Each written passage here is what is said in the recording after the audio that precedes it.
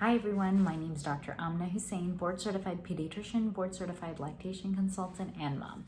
In this video, we're going to be talking about nursing strikes, something that I've dealt with professionally as a lactation consultant and as a pediatrician, and also personally as a mother. One nursing strike has definitely been very difficult, and it actually resulted in me being an exclusive pumper with my first. And when my second one underwent a nursing strike, I was actually able to come out of it very well with a few of these tips.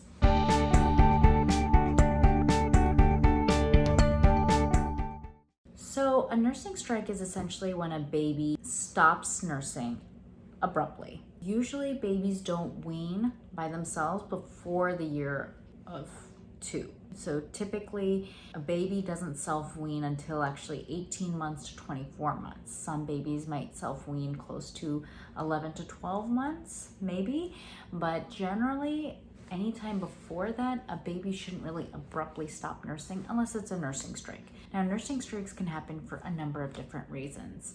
I have seen them for no reason altogether. I've also seen them after an illness. I've seen them with teething. I've seen them after vaccines.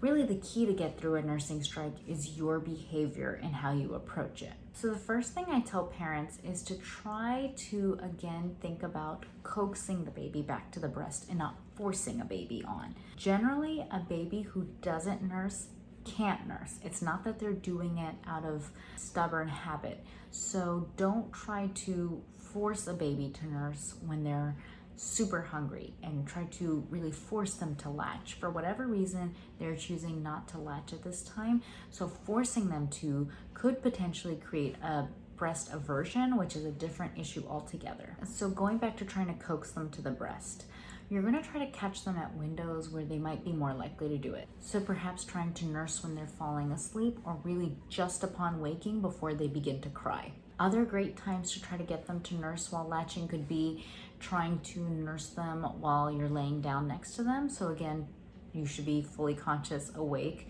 so we're not rolling into something that becomes an unsafe sleep situation. Or you could nurse them while you're walking around. Sometimes that as well can help them start to take the breast again. So the key to when your baby's undergoing a nursing strike is to make sure you're still expressing your milk, because you don't want to lose your supply. So for example, if you tried latching baby for, let's say, 5 minutes or so and they're not taking it, then one thing that you can do is perhaps provide a bottle of pumped milk. And then when you take the edge off their hunger, try again to offer the breast. Now, let's say that they again reject the breast. Make sure you're pumping so you're still adequately able to empty your breast and then not lose your supply in the process. All right, so let's talk about how to generally get through a strike. Generally, one of my biggest tips is trying to avoid overpressuring the baby to get to the breast. So you could always wear clothing that makes the breast easily accessible. Sometimes even the amount of time it takes to really unlatch your nursing bra or to switch shirts or something like that, or get a baby to latch on, that little split second of them getting fussy and crying annoys them.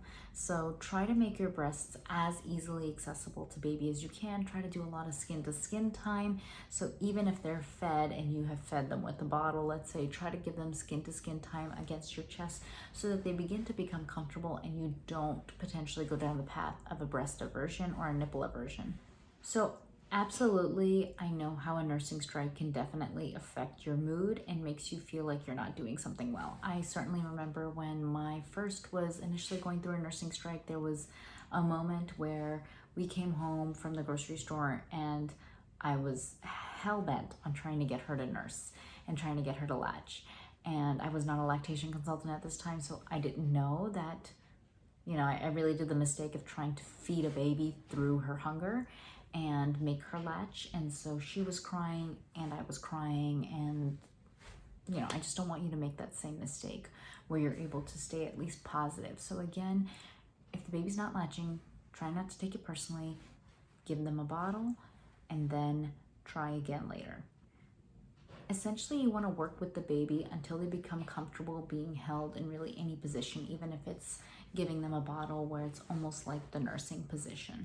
Once they become more comfortable in the nursing position, start to incorporate more skin-to-skin contact. And then once they're comfortable skin-to-skin, then try to initiate a latch again. So can nursing strikes be a long process to work through?